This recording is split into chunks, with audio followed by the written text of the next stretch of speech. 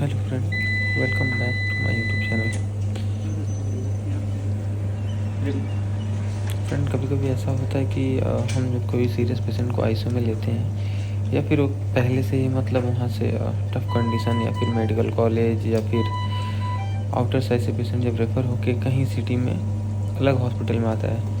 तब बड़ा टफ हो जाता है पेशेंट की लाइफ बचाना, यानी ज़िंदगी बचाना। फिर भी हम लोग अपनी कोशिश बहुत ज़्यादा करते हैं कि पेशेंट सेफ है, लेकिन इस समय ऐसा हो गया कि जब पेशेंट आ रहा है आपके पास आउटर से या फिर कहीं जहाँ पे हमारा अस्पताल है, गोरखपुर सिटी या फिर बिहार से पेशेंट आता है, होता ये है कि पेशेंट की स्थिति इतनी ख़राब हो जाती है कि वो आते-आते उस कंडीशन तक होता है, ना पेशेंट का बीपी होता है, ना पल्स होता है। बस एक पेशेंट को हाँ कि आप अपना पूरा एफ़र्ट लगा के कोशिश करिए कि पेशेंट बच जाए, लेकिन कभी-कभी ऐसा होता है कि 20 पेशेंट में से आप 8 पेशेंट बचा सकते हैं। कभी-कभी ऐसा होता है कि 10% बच जाता है और कभी-कभी पेशेंट की इतनी कंडीशन ख़राब रहती है कि अब बचाने के बारे में सोच सकते हैं और घर वालों को बस तसल्ली दे सकते हैं, हाँ, हम उनके लिए अपना पूरा एफ़र्ट डालेंगे। ये पेशेंट आप देख रहे हैं जैसे कि माताजी आउटडोर पेशेंट है। ये आई थी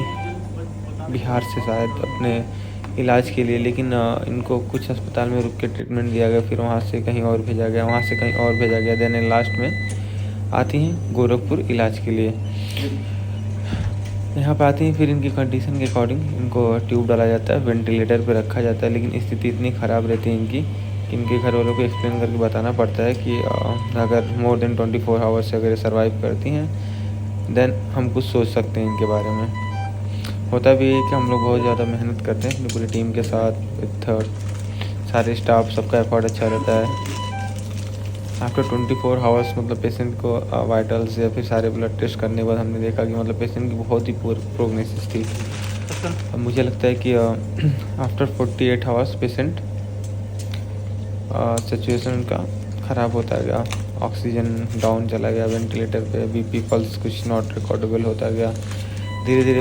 परिस्थितियाँ अपने हाथ से बाहर जाने लगी। फिर इनको हम लोगों ने एक बार और बताया, समझाया कि स्थिति ऐसी है, बेहतर ऐसा होगा कि आप घर पे ले जाकर रखें, क्योंकि ऐसी कंडीशन में पेशेंट को प्राइवेट अस्पताल में रखने पे पैसा तो लगता ही लगता है, घर वाले का सब कुछ मतलब लग जाता है एक पेशेंट के पीछे। माताजी ओल्ड एज थी तो सारी बातों को बताने के बाद, घर वालों को समझाने के बाद, घर वाले सारी बातों को समझते हैं और वो टाइम लेते हैं। फिर उसके तो लास्ट में आके बात करते हैं कि सर क्या लगता है पेशेंट बचेगी या नहीं बचेगी। फिर इनके लड़के आते हैं, कहीं बाहर रहते थे,